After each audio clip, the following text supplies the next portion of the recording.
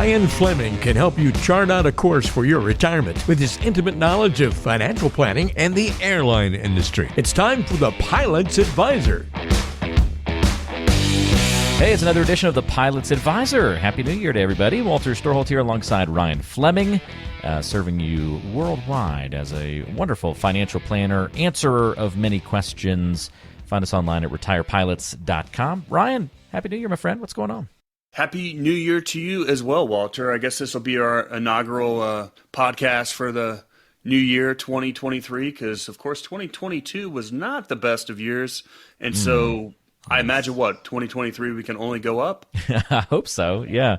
It does feel like we bottomed out a little bit in 2022, hopefully. But you never know, right? That's the whole point of this thing. You just don't know what's the that's the crazy thing about the markets and in life. Nothing's predictable. And, of course, 2022 has turned out to be one of the worst markets in history. I think we have to go back to 2008 to have a year as bad as this one. And like I said before, it's one of the worst we've had in history, and inflation's at a 40-year high. We got all kinds of problems going on. Yeah, not a lot to be excited about in 2022 when it comes to the markets and all that kind of stuff. And what's been sort of like, as you have sort of reflected on 2022 and maybe in conversations with your clients at the end of the year and turning the page to this new year, what's the attitude of folks? Is there optimism back in? Do people think we're in for more pain? Kind of what's the temperature of the people that you're talking to each day? I would say a lot of both. I mean, I've had a lot of conversations with individuals that aren't in retirement. And even though we all want to have those great big numbers in our 401ks or our other investment accounts, in all actuality, if you're not in retirement, this is an amazing buying opportunity, and it's going to help you have that better number when you do retire, because we're planting seeds for that retirement garden right now, and seeds are so cheap right now. I mean, stuff's 50 to 75% off. Yeah, it's like that's another approach to all of this, right? Like, worst year of all time, but you can also flip it on its head, and if you've got the proper timeline, you can also say, stocks are on a great sale right now. Well, absolutely, and as the market's down this much, the expected future return actually goes up. And something that's amazing that, of course, I wanted the market to come back in 2022, but the fact that it has not come back yet, and now we're in 2023 and everybody's starting to make contributions to their 401k again, I'm telling all my clients, buy in as much as you can early because the market's down so much right now. You're buying in low, whereas historically, I would say we always kind of dollar cost average and you max out your 401k over the course of the whole year, but I don't think that's the case right now. My wife starts her new job in March, and I'm like, come on, market, don't recover just yet. Like, let her work for a couple of months first, and we'll pile into the 401k at work as much as we possibly can on the front part of the year while things are low. And so I'm sure that's counter, fingers crossed, to a lot of your clients, though, who might be a little bit closer to retirement or in retirement. And that's the whole point of this, right? Different time horizons kind of skew your goals and your interest level a little bit in the market being where it is. Well, exactly. And, that's the other side that we didn't talk about, those individuals that are in retirement. And even though this isn't ideal and we don't want to be pulling retirement income out in down years like this, that's why we have a retirement income plan, because we've planned for all this. And we've planned to have down years because historically it happens 1 out of every 4 years. And so this is just a part of the game. And so making sure you have some safe money investments to pull from in a down market, I mean, these are the things we planned for. So we're pretty much recording this on January 9th, just for perspective for folks, and then posting it shortly thereafter. So we've had a couple of days of this year's market going. Actually, as we record this today, a nice little bump in the market, Ryan. So I don't know, we talked about the optimism or the kind of the feel of folks that you're talking to. What about your outlook for this year? Do you get into the prognostications and trying to figure out where things are going to go and what's going to happen, or do you just keep approaching it as you don't? I mean, are you rebalancing? I mean, kind of what's your approach here at the beginning of the year? Well, absolutely. First of all, we're always unemotionally investing our money, unemotionally rebalancing, because we want to be prudent long-term investors. However, and I feel like I've said this to so many of my clients, so those that I talk to on a day-to-day basis, you've heard this before, but for our other listeners, I always tell all my clients and prospects, I don't know if the next 20% is going to be up or down. I have no clue. The market is totally unpredictable. but I know that the next 100% is going to be up. And the reason why I know that is because it always is over the long term. With that being said, if the market's already down 20+%, and as the market goes down, the expected future return actually increases. So I look at it as, yeah, this is a great time to be buying into the market. And there's only been 4 times in the whole history where the S&P's lost 2 years in a row. It's only happened 4 times.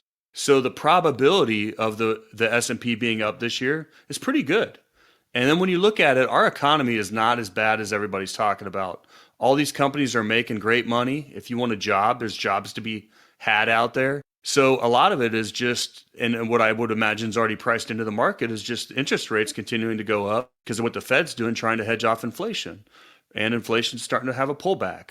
I'm predicting, and I'm saying it here right now, that we are going to have a double-digit return in 2023. I think that this first quarter is going to continue to be volatile, some up, some down. But after that, I think things are going to, the clouds are going to move away, the turbulence is going to go away, and we're going to have nice blue skies and a nice ride going forward. Okay. I like your rosy outlook for 2023. It's certainly easy to get excited about news like that, I would imagine, for folks. So good approach to everything, Ryan, and I'm looking forward to it. What else should people be thinking about here at the beginning of the year? What else would you want to share with folks? Well, just like we talked about with 2022, it's all about keeping things in perspective. However, January, there's always New Year's resolutions. And I think what we're going to record after this is a nice show on a good checklist to see where you're at in January. What things do I need to look at going forward? We always talk about things at the very end of the year. Do you want to get into some tax stuff, some Roth conversion, some backdoor Roths? And then, of course, here we are in January, and it's time to do some tax planning, some investment planning, and figure out where we're going in 2023. Secure Act, of course, has been something we've talked about in the past, Ryan, and Secure Act 2.0 passed here at the beginning of the year as well, with some big changes for retirees, especially those who are approaching those required minimum distributions. They seem to be most affected by that news. Yeah, probably. There's a couple of things that jumped out to me, and of course, New Year, so we can talk about the new limits, 22,500 that can go into your 401k. And of course, 6,500 catch up if you're over 50. So that's $30,000 of your contributions that can go into your 401k this year in 2023, and the max limit of 66,000. So those are all changes that are changed every single year. Basically, a little bump because of inflation. But the biggest thing that I saw, and of course there were so many pages in that who knows what it's actually going to turn into, but the talk of being able to convert 529s into Roth money. So like if you don't use your 529 plan, it can become a Roth account. Oh, that's cool. And I'm once again, they write all this stuff and then it's interpreted over time of what it actually means and actually turns out to be. So this is where it's very important to have a nice CPA on staff, or have a CPA that can help us tax plan, because they write out all these new rules and this new legislation, but nobody knows what it's actually going to look like going forward. And these are all things that we watch for you and come up with a plan based off of that, because some of these big changes, it can affect how we're going to look going forward. If you have questions for Ryan, by the way, you can always call or text him at 843-475-3038. Whatever it is in the financial world that you've got questions about, don't hesitate to reach out. 843-475-3038. And don't forget to check out retirepilots.com, where not only can you find out more information, but also pick up your own retirement toolkit and find out some great advice and guidance for those who are dipping their toe into the waters to explore retirement planning for the first time. Some great resources in that toolkit, physical box that Ryan will send you with some great information inside of it. So we've turned the page to 2023. We've seen the market with a nice bounce, at least today, but we don't know exactly what the future is going to hold. But you're ringing with optimism here, Ryan. What else here at the beginning of the year should people be thinking about and have on their radar as we think about the year ahead? I don't know, Walter. What do you think? I don't know. Taxes, like we see, we don't have any elections this year, right? Like that's a nice breather from that for once. Yeah. Well, and continuing on, ones. I think the next big thing that the market's watching is seeing when the Fed meets again and whether we're done making bumps in rates or if they're going to do one more. Yeah. So inflation, that's still sort of like the main thing to keep an eye on this year, you think? Like does it continue to head in the direction you think it's going to head, or do they stop or reverse course or anything along those lines? Yeah, I think in the short term, but I do think inflation's finally at a head and it's going to start retracting a little bit. Hey, if you're ready to have clarity and thrive in your retirement, you're in the right place, and I've got another resource for you to check out. Go to retirepilots.com and look right there on the homepage. You'll be able to click Get My Free Toolkit. What this is going to do is help you get for free Ryan's Retirement Toolkit.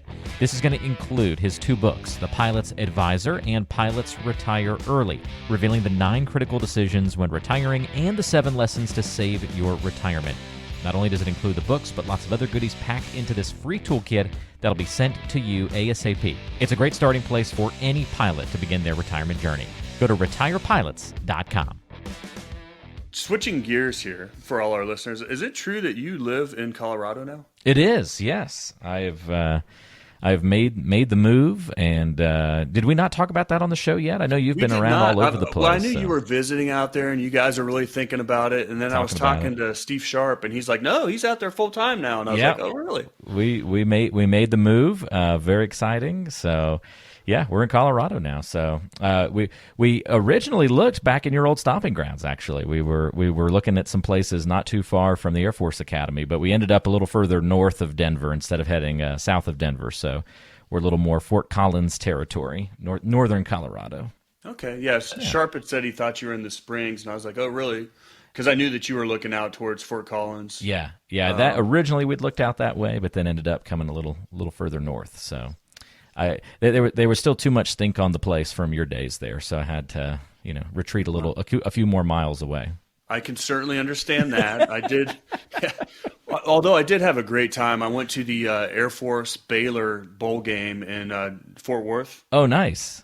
And it was awesome. Got to see a lot of old faces. Air Force stomped Baylor, which was great. The only problem was that's when that historic cold front came through. Oh, gotcha. Yeah. So it was literally like negative 20 degrees on the sidelines. Like I was so cold on the sidelines. I don't think the Baylor players even wanted to hit anymore. I mean, it was that cold. That kind of weather probably definitely helped the Air Force style of play as well. So I 100% agree with you. My old quarterback is actually the offensive coordinator at Air Force now. And so I snuck up into the booth after a while. I was so cold. So I was sitting behind him, tapping on him on the shoulder, trying to, influence some play calling here. But it was a lot warmer up there. And then a good classmate friend of mine who's a United pilot flew the F-16 flyover. So yeah, Bear did the flyover. It was just an all around great time. Good to see some old friends. And then after that, I was actually out in Denver for the holidays. Oh, awesome. That's very cool. Yeah, we headed back east for the holidays. So on the day of that game, that would have been that Thursday before Christmas, we were in Missouri in the morning, and we were literally being chased by the cold front as we drove across the country. We ended up in eastern Ohio that night, I want to say. And it was so funny. As we would stop to get gas, Ryan, the temperature would just start plummeting. And then we'd get back in the car, it'd be below freezing and falling fast. And we'd get back in the car, start driving again. As we get back up to 75, 80 on the highway, it'd start getting warmer. We were literally just riding the cold front. So we'd get out ahead of it a little bit, stop for lunch, it would catch back up, and then, we'd be under freezing, and then we'd have to head back out. And I mean, it was just so funny. The snow was just literally chasing us across the country. But we made it through without any crazy incidents, and did not have to fly and get caught up in all that mess. Oh, which is a whole other thing. And I do feel for a lot of our Southwest pilots out there. And actually a lot of our pilots, I mean, there's almost at every company we're dealing with negotiations right now, which is a big thing. But one more thing on that cold front, I had heard that the record was in 30 minutes, one place dropped over 40 degrees. It's insane. It is insane. I can't even fathom that. In 30 minutes, 40-degree drop. It's crazy. Yeah, I was partly sad to not have stayed home and experienced some of that craziness, but then at the same time, I was like, we got to feel zero with about 30 or 40 mile an hour winds when we were in Ohio. And I was like, yeah, that was pretty epic enough. I don't think I need to even go to the negative 30 range or anything like that. Yeah, well, and actually now I know why I had thought about this. So Walter and I were planning on recording a podcast about a week or two ago, and I was out on the road. I want to say I was in China. You were in China, yeah. the Wi-Fi was horrible, and then Walter said that he was his radio voice was not there because he had a little bit of a cold or something going on anyway. Which that brings back the Colorado thing, because you got to get used to the altitude and the dry weather, which a lot of times that affects people and their sinuses and everything else. And was that hitting you when you came back out? Oh yeah, I call them. I mean, excuse me, it's just kind of disgusting, but I call it the Colorado boogers. Oh, the Colorado boogie. It's not a dance, folks. Well, no, it is not. But it's also, I realized, I used to be used to the altitude, and of course, I'm not nearly in as good of shape as I used to be. And I was carrying some stuff up the stairs for my father-in-law, and literally, I'm winded after like climbing up one flight of stairs, and I'm like, this is not okay. I think we've finally gotten used to it. Like, it's finally we finally have, but it took a good couple of months to like really start to feel like we were back at our same level of, athleticism, if you will, from the East Coast. So yeah, it's a big change for sure. Yeah, it is. It's something you got to be aware of, no doubt about it. So you bring up one more thing. Let's kind of zero in on this and kind of our final year start conversation. And that's specifically about pilots. And you mentioned that there's a lot of people going through negotiations and talking about things. And, right off the bat to begin the year, flights were a big piece of the conversation, and the different airlines and everything that they're going through, and just all new protocols, obviously, in a post, but also still sort of current COVID world, depending on what country you're flying to and all that sort of thing. What do you think about the outlook this year for pilots who may be a little closer to retirement? Do you think we'll see, because we've been seeing all the layoffs in the tech industries and that kind of thing, do you think we're going to see some stuff like that in the airline industry for pilots to have to face? Actually, no. I mean, things have slowed down a little bit, but a lot of these airlines are still understaffed. We just don't have enough pilots on company grounds to fly some of these schedules, and the demand is sky high. The other thing is, a lot of these companies are dragging their feet on negotiating new contracts, and because of that, they've actually lost, because inflation is through the roof. So, for example, Delta just had an agreement in principle, which kind of sets the bar for all these other airlines. So I think it's good for pilots out there in the future, as far as what their new contracts are going to look like and what their new pricing structures are going to look like. I think demand is still there and probably going to continue to increase. But as you saw with Southwest, we have to have some investment back into the IT side of things, or else things can implode like they did for them. And then the other thing I just saw, China's opening up. Hong Kong, after 3 years, is wide open. Things are just like they were. And in mainland China, they're pulling down all the walls and all the Mop 4 gear just overnight, which is going to fix a lot of the supply chain issues that we've had. So I think things are looking up going forward, honestly. That's good. Yeah, I can attest to the supply chain issue conversation a little bit. As we've been out here in Colorado, we are in the process of buying a home. And so we've been looking at some couches and some other things for the house and shopping around a little bit. And from, during the pandemic, when we went to go get a couch or some piece of furniture, I can't remember, and it took 12 months. It took an entire year to get it in stock and that kind of thing. We're now down to some things they have already in stock, and then even stuff that they have to order. We're getting some quotes that are only like 3 to 5 weeks. So getting a little bit better in some of those cases. Yeah, and the other side to that too. Let's talk about real estate. Interest rates have gone up so much. I was talking to a good friend of mine, Kelly Phillips, who is a real estate broker, mortgage lender. And she's been in the business for 30 years. I don't know how long. We're getting old now. She's fantastic. If you ever need some help, she's your gal. But I think new financing is down 75%. So rates are gone up. And, where we had we didn't have enough houses in the market before. I think we're going to be going through a change, because there's so many people out there that are not buying anymore.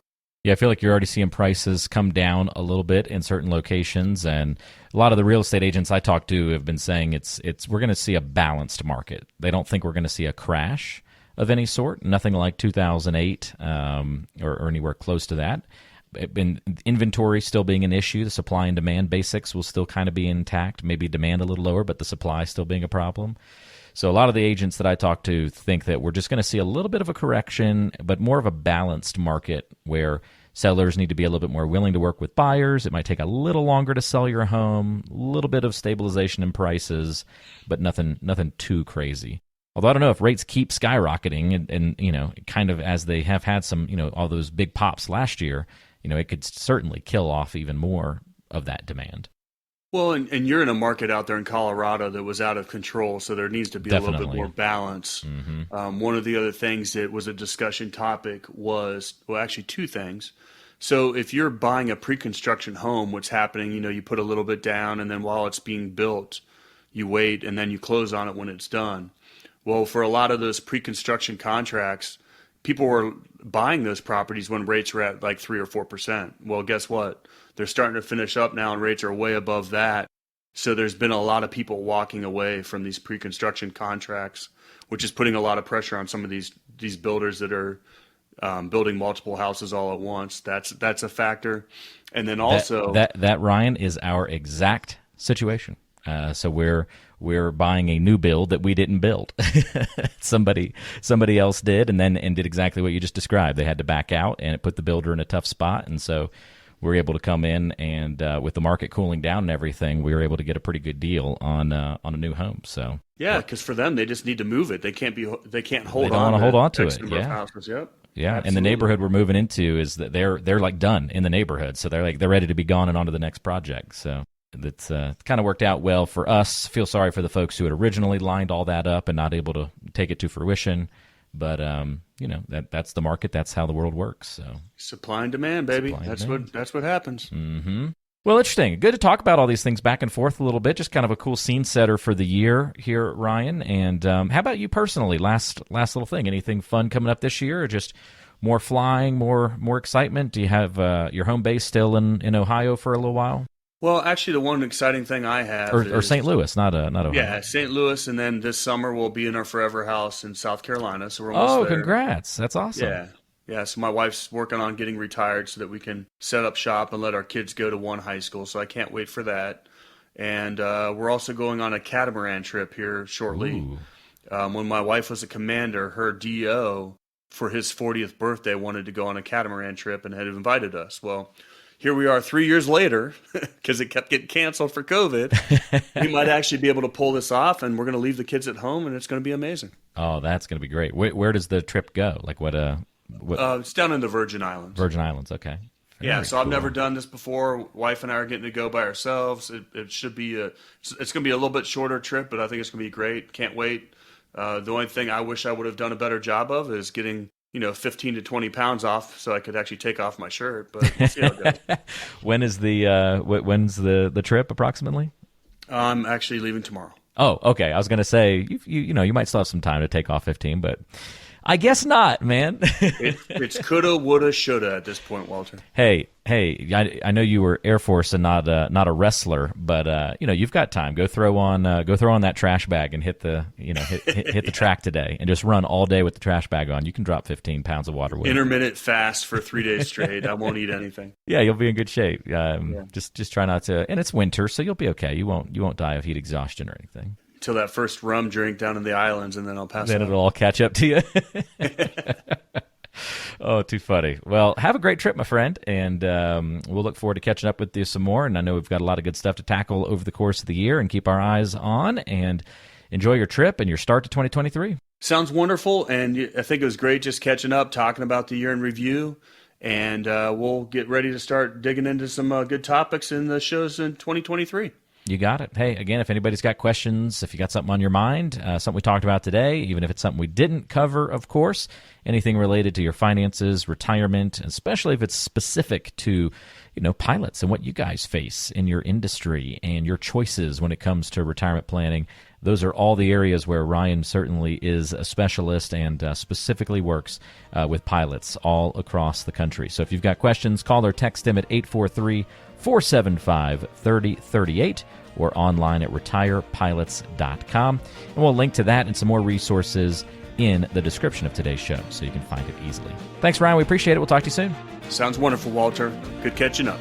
And we'll see everybody next time right back here on The Pilot's Advisor. information is for illustrative purposes only and does not constitute tax, investment, or legal advice. Always consult with a qualified investment, legal, or tax professional before taking any action.